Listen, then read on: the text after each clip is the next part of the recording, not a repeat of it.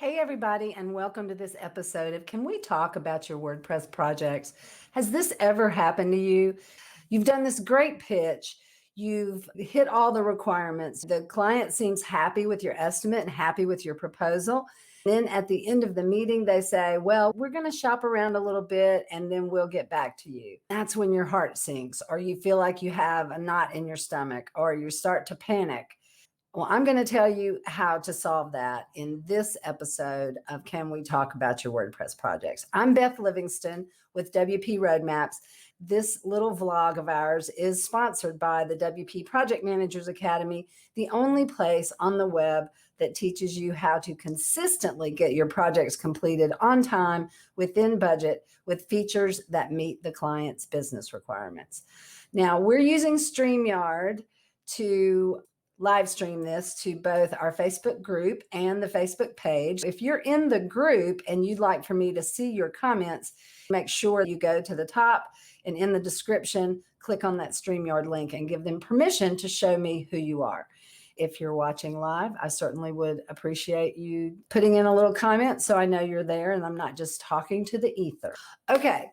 So when would you use this technique that I'm getting ready to tell you about? Well, there's 3 different scenarios where you might use it. The first one I already explained. When the client says they're shopping around and you need something that is going to keep you top of mind even when they're talking to other people. The other one is when maybe this client doesn't have the budget for what you would do. Maybe they said, that's a little pricey. I'm not sure if we can afford it. We're going to shop around and we'll get back to you. The other scenario you'd need this is in the instance where this client has been burned by other providers before. In Module 1, Lesson 1 of the WordPress Project Management 101 roadmap, which is part of the free membership to the Academy, I have a download for this, and I'm going to show that to you later and tell you when you would use that particular download. So what you're going to do in this scenario is come up with a list of questions for your client to ask the other guy. Now, why would you do that? To devise these lists of questions, you're going to base it on the client's business requirements if you can. You would probably customize this before each proposal, just in case this scenario comes up. But you'd have a standard set of questions as well. So you're going to base it on the business requirements of the website, plus what you excel at. What is your unique value proposition? What makes you better than everybody else? So you're going to base this list on the requirements and what you excel at. So for example, let's say that you're really good at setting up a website for lead generation, or you're really good at SEO, or creating sales funnels, or paid ads, and you have certain strong suits in those areas, or whatever area it is. It doesn't really matter. Whatever your unique value proposition is, what makes you better than the WordPress development agency down the street? What are your strong suits? What are your areas of expertise?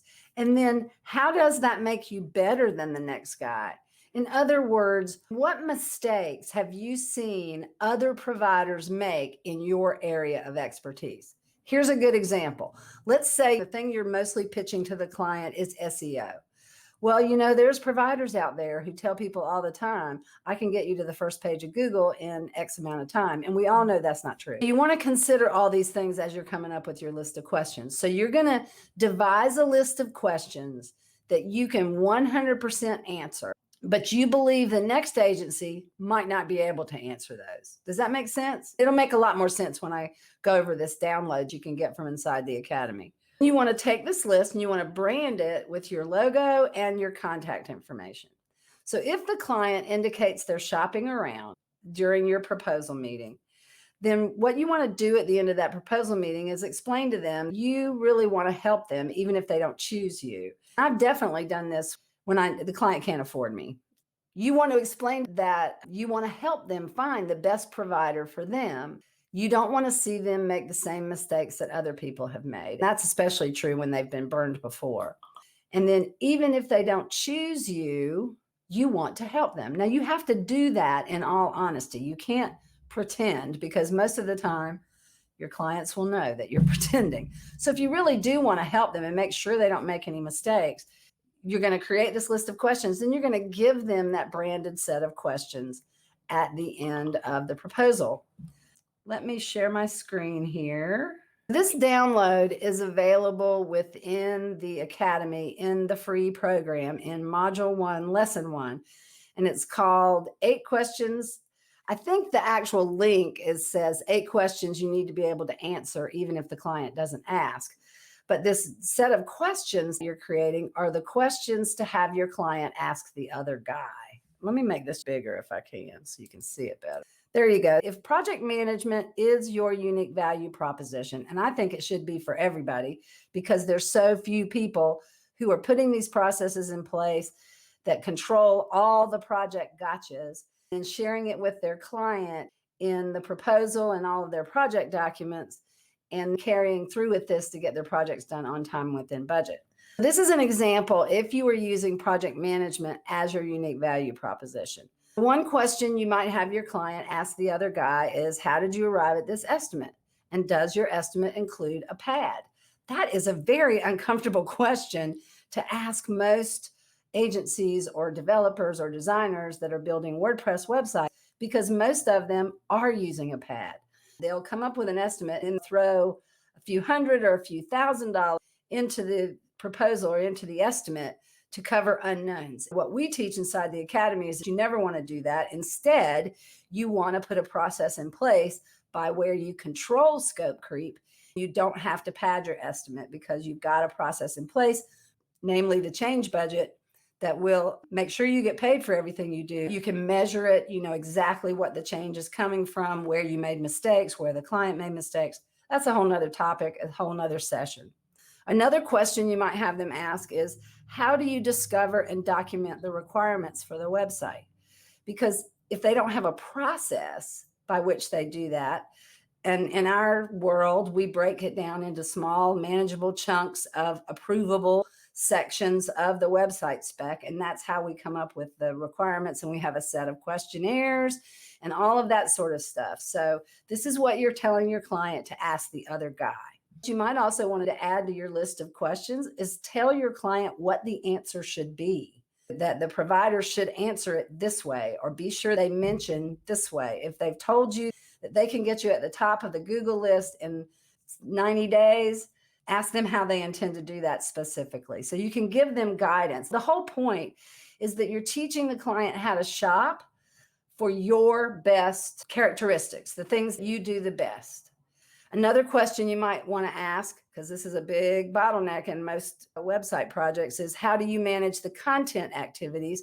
What happens if we don't have the content ready? If the next guy doesn't have a process for that they can explain to the client, then you've already come out ahead. If you've got a process, how do you plan for and manage changes? How and when can I request a change? How is the cost for change determined?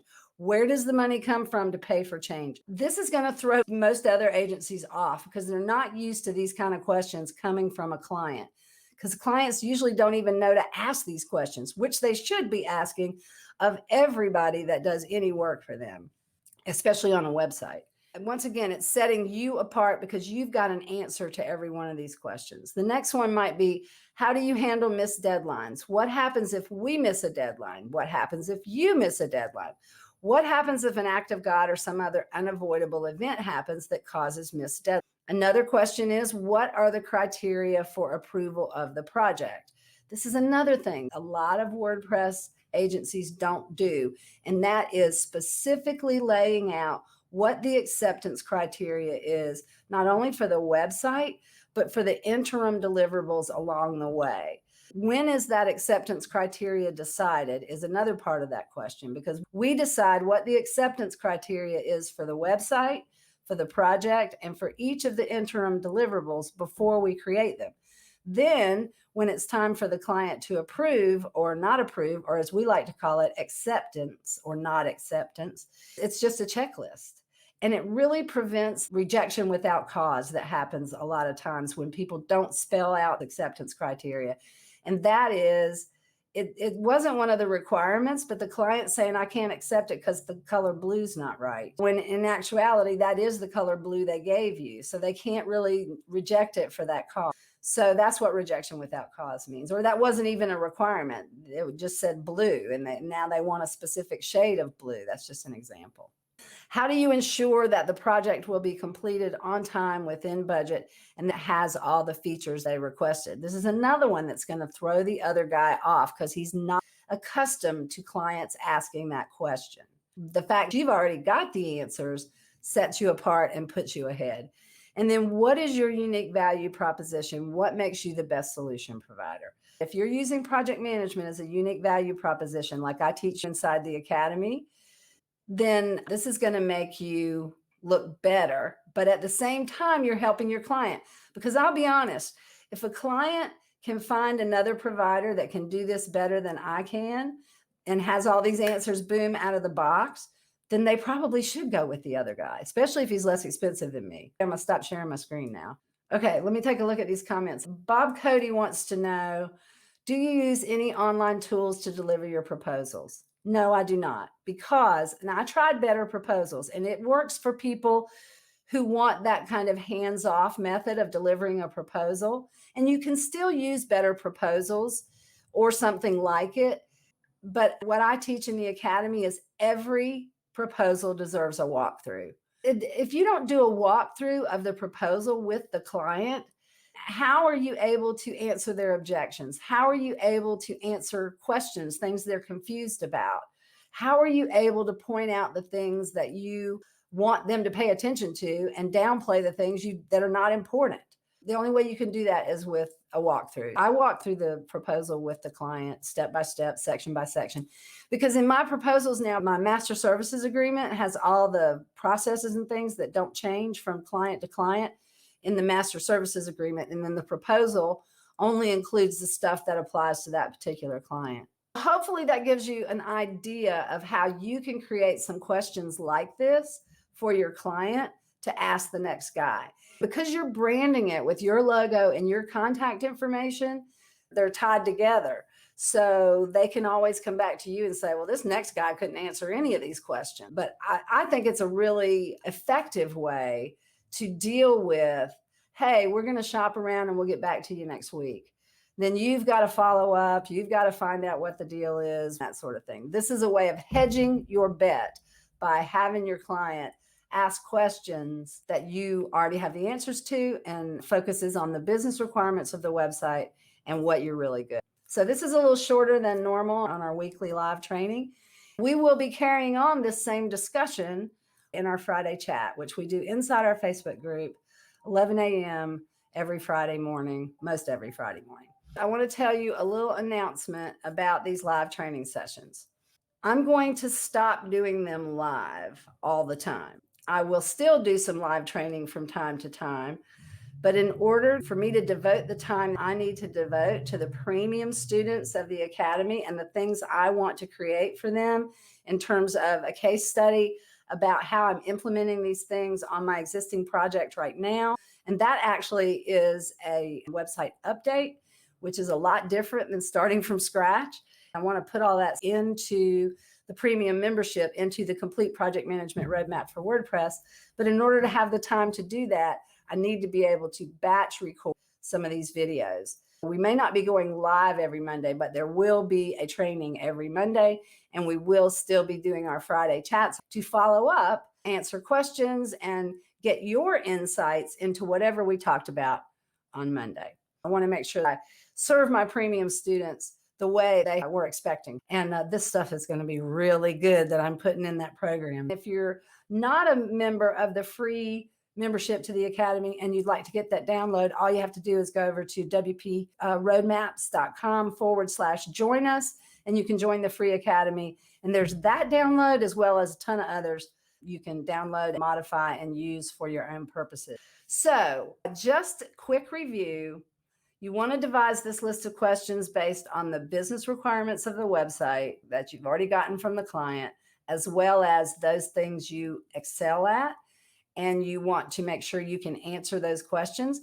It's really good if you can ask the questions that you know are going to throw the next guy off a little bit.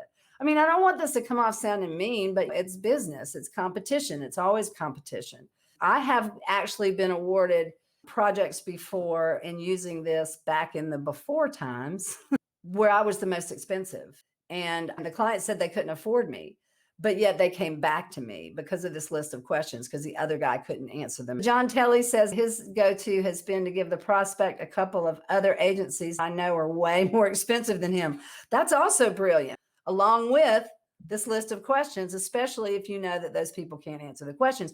Because a lot of times, y'all, I know you find this hard to believe, but some of the larger agencies that are doing quite well financially still can't get their projects done on time, within budget, and control scope creep. It happens even with the larger agencies. So that's all I have for you today. I hope you found this helpful. And if you want to shoot me a comment or a note, feel free to do that and let me know if you have any questions. If not, I will see you on Friday at 11 a.m. in our Friday chat inside the Facebook group. That's where we're going to carry on this conversation about what techniques do you use when the client says they're shopping around, and other techniques you might use after you've done the proposal. All right, ladies and gentlemen, I'll see you Friday. And until then, be sure to stay productive, stay strong, and never stop learning. See you soon.